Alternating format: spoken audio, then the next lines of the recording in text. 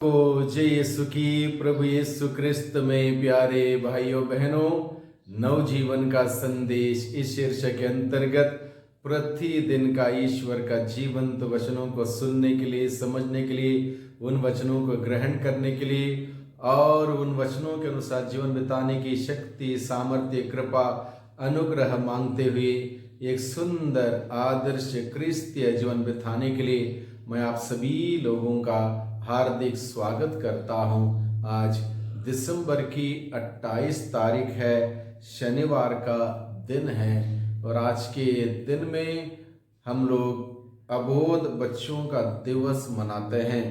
निर्दोष बालकों का दिवस हम लोग मनाते हैं। इसके पीछे का रहस्य क्या है?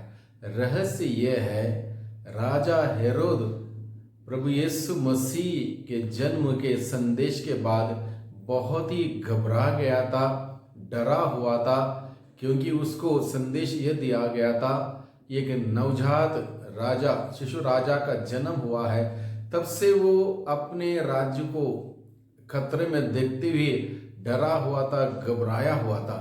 बाद में उसको थोड़ा सी तसल्ली होती है कि जब ज्योतिषी पूरब से मंजूषी जो आए, वे बालक का दर्शन करने के लिए पता लगाने हेतु तो राजा के पास पहुंचे। राजा ने कहा कि आप जाके उसका दर्शन करके आके मुझे बताएं ताकि मैं भी जाके दंडवत करूं।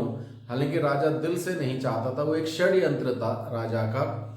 लेकिन पूरब के 3 ज्योतिषियों को स्वर्गदूत के संदेश के अनुसार वो वापस राजा के पास नहीं आते, बल्कि दूसरे रास्ते से अपने देश चले जाते हैं। इस बात से नाराज होके, गुस्सा होके राजा हेरोद सभी आसपास के 2 साल से नीचे के सभी बालकों को मरवा डालने का आदेश देते हैं और इस सिलसिले में बहुत सारे छोटे बच्चे मार दिए गए। प्रभु यीशु के लिए, यीशु के वजह से, यीशु के कारण से बहुत सारे छोटे बच्चों ने अपनी जान कुर्बान कर दी। इसलिए उस यादगारी में आज के दिन को निर्दोष बालक शहीद दिवस मनाया जाता है या फिर अबोध बच्चों का दिवस के रूप में मनाया जाता है।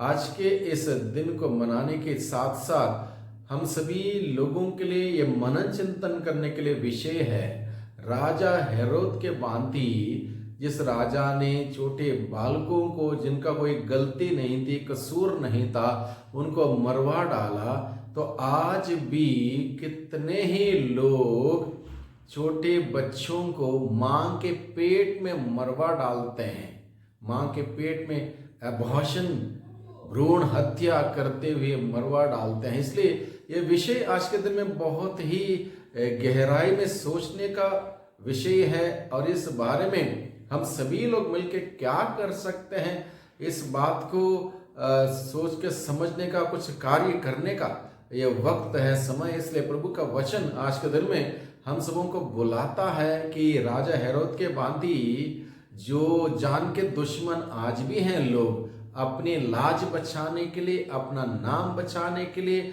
अपना काम, गलत काम को सही ठहराने के लिए कई प्रकार से अबोध बच्चों को मां के पेट में अबॉर्शन कराते हुए मारने वाले बहुत हैं। इसलिए उन बच्चों की वो आवाज, निर्दोष बच्चों की वो आवाज आज भी हमारी इस धरती पर पुकार रही है।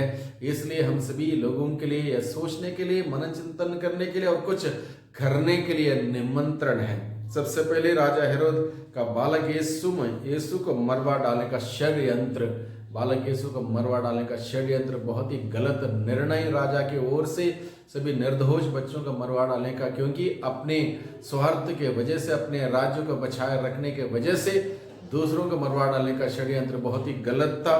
दूसरी बात, यूसुफ से स्वर्गदूत बातचीत करता है। स्वर्गदूत यूसुफ से बातचीत करते हुए बताता है क्या करना, क्या नहीं करना, कैसे बालक को बचाना। और स्वर्गदूत ने यूसुफ से तुरंत बताया कि बालक को और उसकी मां को ले जाकर मिस्र देश रातों और रात चले जाने के लिए बताता। कितना एक कठिन था यूसुफ को उस वक्त, रातों रात छोटे बच्चे को और उसकी मां को लेके मिस्र देश भागना इतना आसान नहीं था। कितनी कठिनाइयों का सामना करना पड़ा।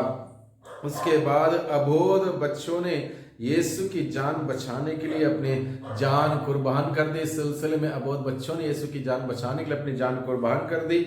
और इस प्रकार से प्रभु का वचन हम सबों को आज के दिन में बताता है, हम जान लेने वाले नहीं बल्कि जीवन देने वाले बने। जीवन देने वाले हम सभी बने। राजा हेरोद ने जीवन ले लिया, कहीं बच्चों का जीवन ले लिया, उनको मरवा डाला। ये काम ईसाई काम नहीं है। यीशु का अनुसरण करने वालों का काम जीवन देने का काम, जान देने का काम, दूसरों को खुशियां देने का काम, दूसरों को आनंद देने का काम, दूसरों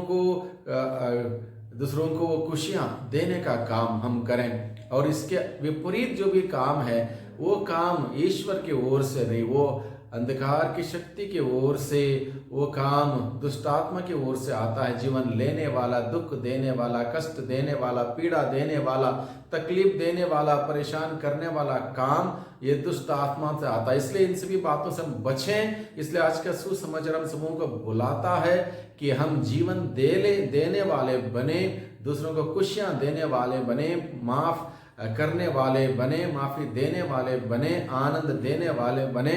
और इस प्रकार से खुशी का जीवन हम सभी बिताएं। ईश्वर ने हम सबों को बहुत सुंदर जीवन दिया है।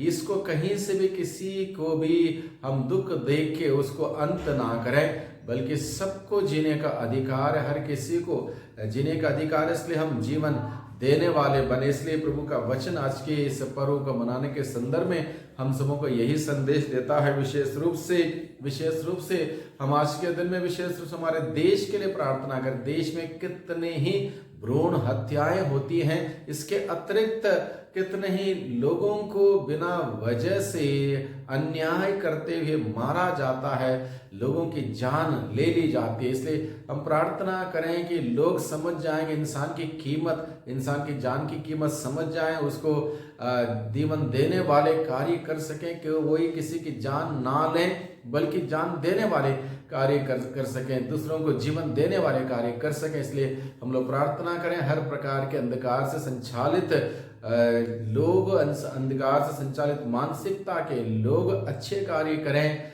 लोगों को खुशियां देने वाले कार्य करें। इसलिए हम सबों के लिए प्रार्थना करें, किसी भी परिवेश में इंसान का नुकसान ना हो, किसी को कोई खतरा महसूस ना हो, बल्कि आनंद आनंद, खुशियां हर जगह पर रहे। तभी मानव जीवन कहते हैं, तभी उस जीवन का आनंद आता है। उसी जीवन को जीने के लिए और उसको बढ़ावा देने के लिए हम सभी निरंतर प्रयास करें, प्रभु से प्रार्थना करें। प्रभु की आशीष बरकत हम सबों पर हमेशा बनी रहे। और वही ईश्वर जो हम सबों को बेहद प्यार करता है, वही प्यार से भरते हुए दूसरों से प्यार करें। प्रभु की आशीष बरकत हम सबों पर हमेशा बनी रहे। सबको धन्यवाद, सबको